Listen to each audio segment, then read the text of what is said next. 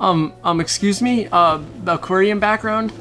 Huh? What's up? What'd you say? Background for fish tank, do I need it? Oh yeah, Aquarium Backgrounds. Well, they can be great because they pull the attention of the viewer that's looking at your fish tank onto the plants and the rocks and the fish. They don't really get distracted with whatever's going on behind the aquarium. Oh, nice. Yeah, well, they also can help hide the cords for your filter, your heater, and your light.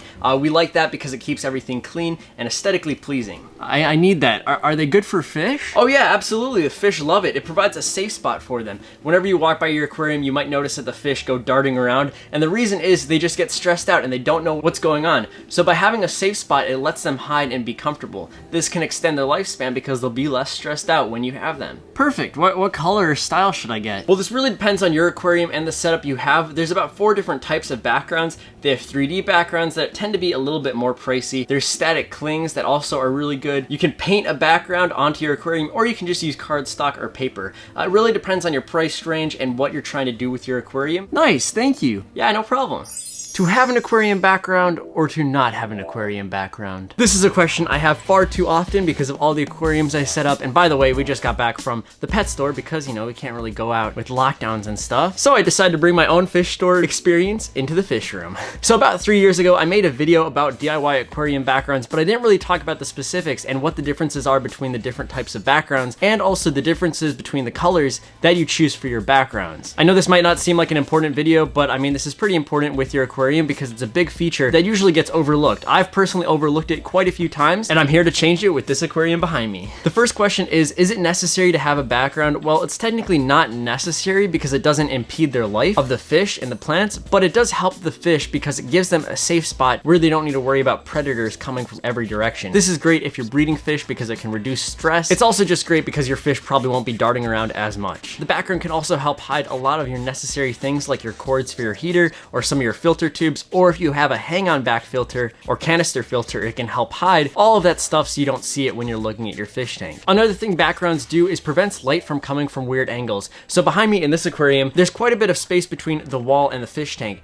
and the wall behind it is white, and white reflects a lot of the light into the fish tank, and it looks really weird, like it doesn't help you focus, but a solid background will help prevent any weird light from coming from the sides. I also have these Christmas lights behind me. I like it because it's a nice aesthetic at night when the lights are off, but you can see straight through the aquarium and it doesn't look good. It's distracting. Now, as discussed in the video, there's about 4 different types of backgrounds. Most commonly at pet stores, you'll see static clings, and those are just like decorated ones that you stick onto the side of the aquarium and you smooth them out and then they just stay onto the aquarium. Those are pretty good. They tend to be a little bit more expensive. They're not super expensive, but if you're getting a large aquarium, that can add up, or multiple aquariums. Another thing about those static clings is apparently sometimes they can get air bubbles, which don't look the best. They can also sometimes be a pain to remove if you need to remove them from that aquarium. Another option is to paint your background, so you actually get paint and you just roll it onto the back of the aquarium, let it dry, and do a second or third coat. And that's good because it's a very solid background. There's not going to be air bubbles. It's going to be basically permanent. It's really hard to remove. You'll have to scrape it off or try peeling it off. So it's more of a permanent solution, and it tends to be pretty cheap because you can get acrylic paint for about $1 for a pretty big bottle, or a couple dollars for multiple bottles depending on the size of aquarium. The third option is a 3D background, and what that is it's usually a foam or plaster made background, and that goes on the inside of your aquarium, and it has multiple different textures to it.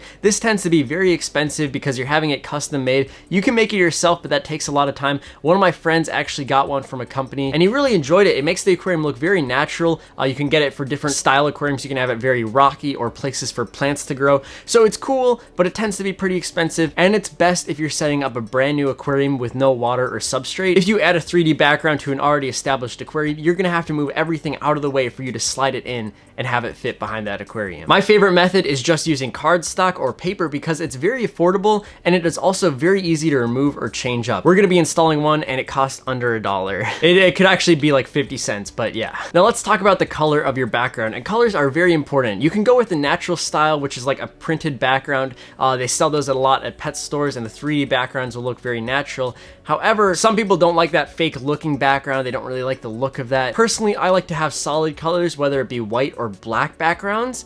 and I'll explain the difference between white and black. You can also do blue or other colors, but you really need to think about how light is going to be reflected. So let's talk about light. I haven't taken physics in many years, but basically the white background is going to be reflecting a lot of the light that you get from your aquarium light. So when light's shining down, a lot of that's going to be reflected back into the aquarium. This can be bad because other light can interfere with it and change the color of the aquarium. It also makes the plants look less vibrant, and also the rocks and the fish, because it pulls a lot of their attention and light away. So white backgrounds can be okay. I currently have one on my 90-gallon, but I might be switching it to a black background in the near future. Now let's talk about black backgrounds. So that's what we're going to be putting on in this aquarium, and black is great because it absorbs a lot of the light. It might make your aquarium look a little bit darker, but while making it darker, it does pull a lot of the contrast and colors out of the rocks and fish, as well as plants. So it really changes the way the aquarium looks. I'll be demonstrating all of that in this aquarium. Actually, let's do that right now. So this is what we're going to be using, and I also painted the aquarium stand and everything else to make it look cool. But I got all this from the dollar store for $1. They're about 50 cents each. And I got 2 of them, which is a great price if you're doing a lot of aquariums. And bigger aquariums like this is like 36 inches. So it's pretty big. All right, I'm gonna go see what it'll look like. I'm just gonna hold it up instead of attaching it at the moment. So we just get a look. Fancy. Wow. Let me turn off the light. That just makes the aquarium look so sick. I still need to manage and put all the cords behind the background and cut the background to size, but wow, that looks great.